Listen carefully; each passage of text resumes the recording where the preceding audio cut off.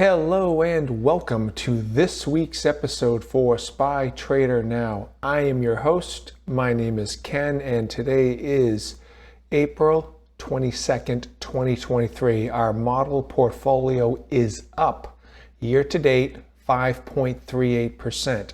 In comparison to the S&P 500 buy and hold investor, this is the portfolio that we are trying to beat here at SPY Trader Now.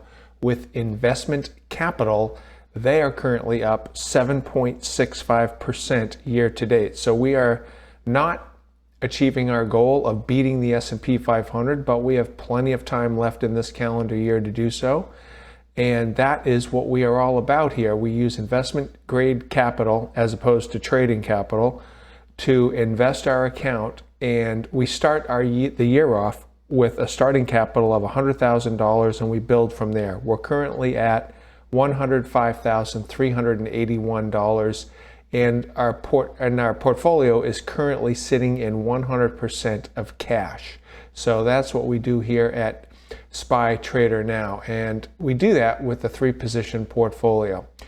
Here are some past results for SPY Trader Now. In 2022, our model portfolio was up 21% compared to the S&P 500 that returned negative 19.48%. And here's past year's results.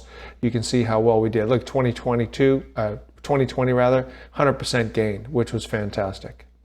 We're going to go through the charts in much greater detail. Here's a 1-year chart of the S&P 500, and you can see that we've just come out of this trading range. We did not take a trade last week. Our last trade was made on April 10th and expired on April 14th. Since then, we've been sitting in cash. Last week, the S&P 500 lost 0.06% for the week. Here are all the trades that we made for 2023. And there's that last trade that we made that expired on the 14th of April. If you want to see all my trades going back for the last 3 years, you can head over to spytradernow.com. There'll be a link down below. If you have not done so already, please go ahead and hit that subscribe button, ring that bell to be notified, and smash that like button down for me right now. Thank you. Here is our equity curve of our model portfolio for 2023, and you can see how nicely we've grown. This is the equity curve for the SPY buy and hold investor for 2023. And that's where they currently reside. And here is the two equity curves compared to one another on the same chart. So we can see we always want to compare ourselves against the benchmark. The benchmark is the buy and hold investor for the S&P 500 in pink. Our portfolio here is here in blue. And our goal is to beat that return. So we've got to get our blue line above that pink line. And I feel confident we will do that before the end of the year. We have plenty of time left in order to make that happen. Interest rates. The last interest rate hike was on March 2nd, 2023, 25 basis points. The next announcement will be on May 3rd. So we're under 2 weeks away from that rate hike, and there is a greater probability of a 25 basis point rate hike than not with the announcement. Jerome Powell will make that announcement on May 3rd. Now we're going to look at things from a bond market outlook. By the way, the bond market is like 4 times the size of the stock market, so we want to pay attention to what the bond market has to say. Currently, the bond market has an inverted yield curve. The 10-year Treasury rates, this information is derived from bankrate.com. There'll be a link down below so you can explore it on your own. This information was updated on the 19th, so it's very fresh, only like 2 days old. And we are still in an inverted yield curve condition. This is a red condition, meaning negative for equity investors. Us stock market people are equity investors. The bond market is telling us this is a bad environment to be in when you have an inverted yield curve. We'll be a lot more comfortable going long on equities when this yield curve comes back to normalization, meaning that the 10-year or longer term yield is at a higher interest rate than the shorter term 91 and 2-year yield. So when this normalizes, we'll feel more comfortable going back to long on equities. But right now, this is not a good environment, and we have a rising interest rate. 1 year ago, we were at 2.93 on the 10-year. Now we're at 3.58. That's a rising interest rate environment. Also not favorable for equity investors. Now we're looking at things on a valuation standpoint. This is derived from current market valuation. Their website link will be down below if you want to click on it and go to the website directly.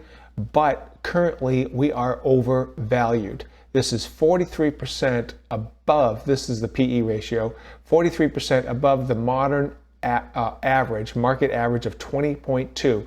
This is on a standard deviation. We are at the +1 standard deviation. So there's more room to fall than to grow. Here we are looking at the Fear and Greed Index, and we currently have a reading of 65. So there is definitely greed, but we do not have extreme greed, but we do have greed. Now we're looking at things from a seasonality outlook. When we plug in the S&P 500 on a seasonality chart going back 20 years for the current month, the month of April, look at this. The month of April is the strongest month on the seasonality graph, telling you that there's an 80% probability that we are going to grow higher from here. But if you look at the next 2 months, by the way, there's only like a week left in this month, but the next 2 months, and especially June, are extremely unfavorable or less favorable than the current month. So we theoretically are reaching, from a seasonality graph, reaching a high in April and then tailoring off from there, or at least the probabilities at least tailor off from there. Currently in the month of April, we are up 0.69% for the month. So technically, if we stay flat for the remainder of this month, we will have achieved this goal of closing higher than when we opened. Now we're looking at a 20-year chart. This is a monthly chart, so this is a long-term outlook chart. You can see the nice bull run since 2009 that we had.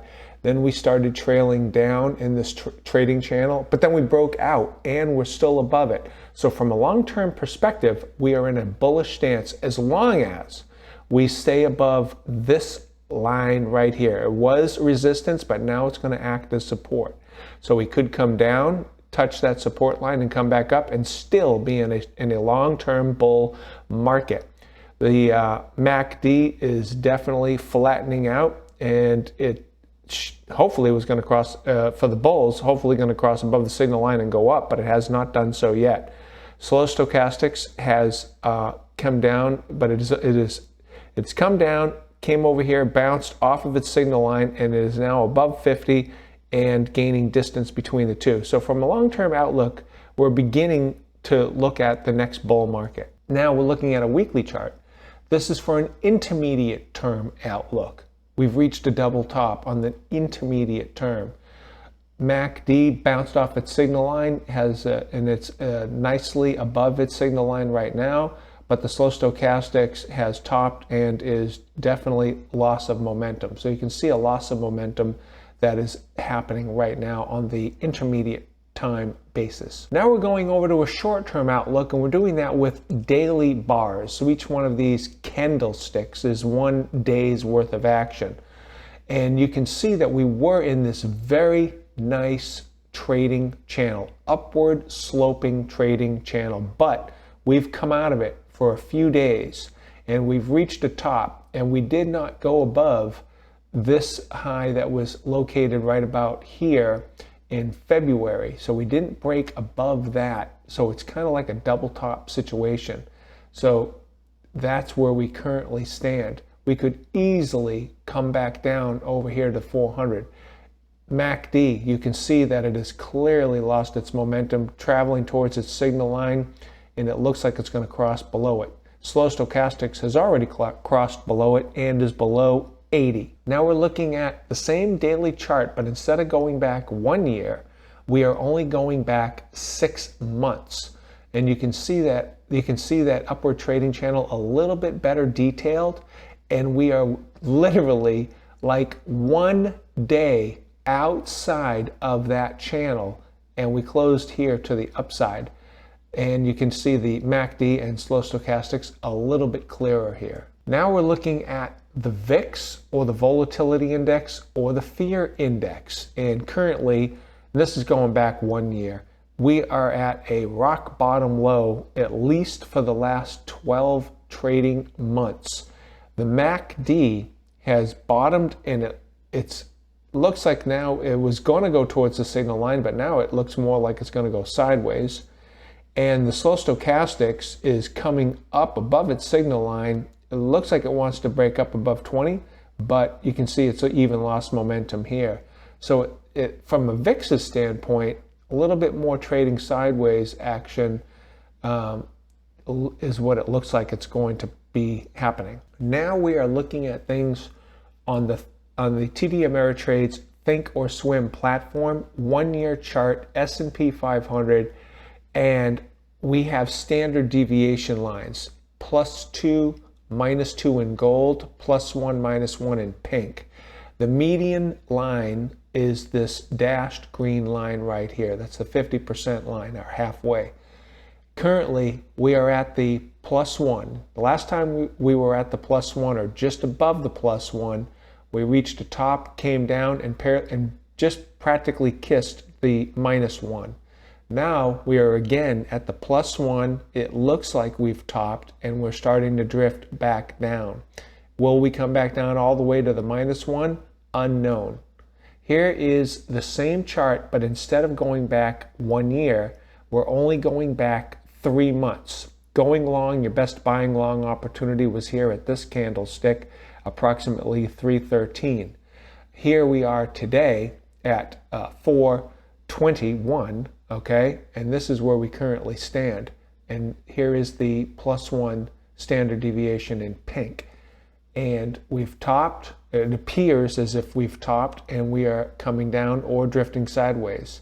The probabilities of this top being taken out is low. It's a low probability that we're going to come up. Not impossible, but just a low or lower probability that we're going to go up. There's a higher probability that we're going to drift sideways, or even a higher probability that we're going to come actually down, drift down slightly and come down like that. So that is what this chart is telling me. Okay, I have just given you a ton of information in this video. What are you going to do with all that information? That is where the critical thinking and decision making comes in as a money manager. And that's what we are as equity investors. We're managing money. We have a $100,000 portfolio. What are we going to do with it? Actually, it's a $105,000 portfolio. So as of March 22nd, 2023, market summation, according to me, Ken, SPY Trader Now, the market is showing signs of slowing, and the VIX is at a rock bottom, suggesting a drop in the SPY. We have 3 choices, and these 3 choices will be dependent upon your comfort level of your risk tolerance level. A would be someone who could accept a little higher risk, whereas C would be someone who wanted to really accept very little to no risk. Where do I stand in all of this? Well, I stand at A because I can accept a certain level of risk in an effort to gain a profit. And the market is at a point right now, where I feel comfortable buying a put. Well, what put would you buy, Ken? Well, I would buy this put right here.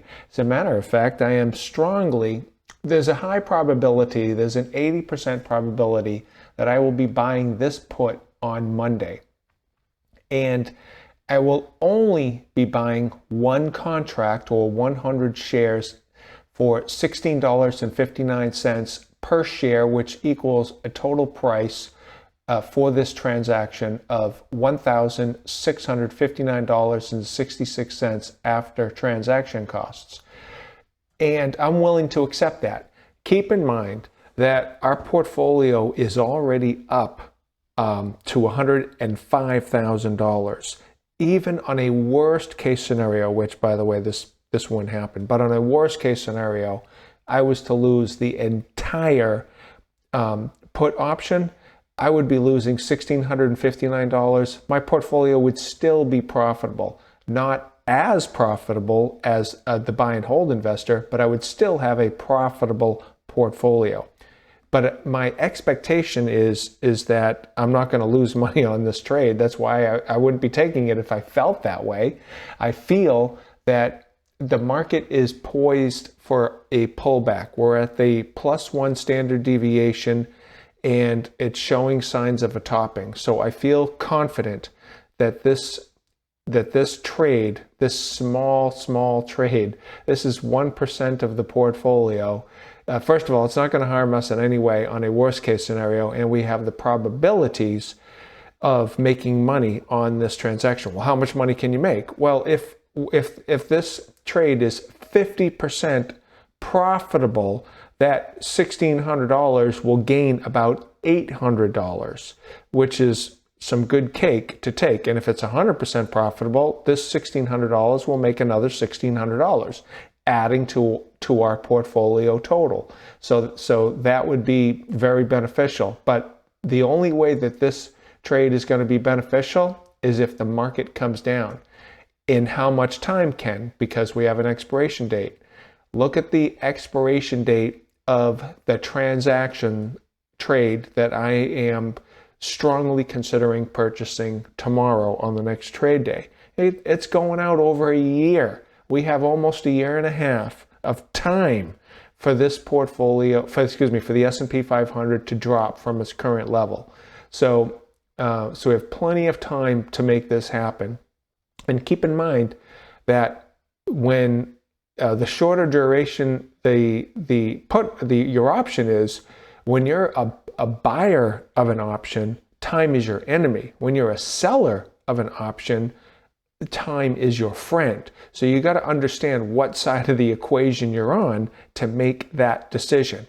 But in any regards, these are your options. I feel confident that what I'm going to do is I'm going to take option A, and I'm going to be buying this put on Monday. But as usual, I'm going to wait till Monday to make my final decision. I want to see if there's any black swan events or anything that looks squirrely. I want to see what the market is doing. But if it's looking like it's looking on Friday's trade action, I believe that we're in a topping stance right now.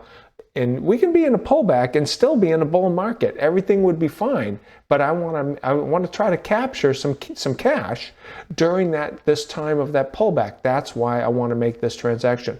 We'll make more cash this way than taking a more conservative trade, which is option B, selling another cash secured put. Here is the put that I would, if we're going to do a cash secured put, this is the exact one that I would be doing. I'd be doing 2 contracts. I'd only be going out 1 week, and I would do the 406 strike price, and we were going to get $1.01 premium with the trade action. The trading prices on a Saturday. We'll see what the trading prices are on Monday, but that's what they are populating. I plug that into my cash secured put calculator, and that equals an annualized return of 22%. Now, I'm willing to accept that. 22% annualized return, I'll take that. On a worst case scenario, the market does drop and we do get exercised on this trade. We're going to pick up our 200 shares at a 1.75% discount. So that's nice. We are going to set aside $81,000 in our portfolio because it's a cash secured put trade. No margin is needed for this transaction. This is a very conservative way. How much cash you're going to get? You're going to get $202. You're not going to get much money. You're going to get some money. Some money is better than no money at all. And as money managers, we want to make some money. We want to put that money to work. That is the goal of a money manager. But we want to do it in a safe, conservative way. I don't want to be too aggressive. You can see by my trading structure that the way I do things no matter what I do, I'm extremely safe, fairly safe, given all of the parameters and all the information that the market is telling us. So, and then if you're a total scaredy cat, and actually, even if you're not a scaredy cat, you just want to wait. You just want to stay in cash and you want to wait and see what the market is going to do. Is it going to go break down or is it going to break up? Once you see it break down and it breaks some recent support levels, for the last, let's say, 5 trading days, we start getting trading below that, well, you know that the market is clearly at that point going down. The only problem is, by waiting, is that that put option isn't going to be $16.59. That put option is going to be more expensive if you wanted to buy a put. This option, selling the option, if you were to leave the strike price alone, that you'll get more cash, but now you're getting closer towards your strike price, 406. So instead of it being a 1.75% discount, that if it drops 0.75% in the market, it's only going to be a 1% discount. So everything it's all related. So that is where I currently stand. High probability, I'm going to wait till Monday to make a final decision. High probability, I'm going to buy this put on Monday. So that'll be actually my first purchasing an option this year for calendar year 2023. I've been very timid because the market has been extremely squirrely for trading as a trader for 2023. Luckily, my equity curve, as you've seen, has been going slow and steadily up. But anyways, that's where I stand. I hope I gave you some valuable information out of this video. Please go ahead and hit that subscribe button, ring that bell to be notified, smash that like button down. If you want to sign up for my real-time trade alerts, so you want to be notified what trade I'm making when I actually make a trade, you can head over to Spy Trader now. Link will be down below for you to sign up for that service. And that's it. And I wish you good trading.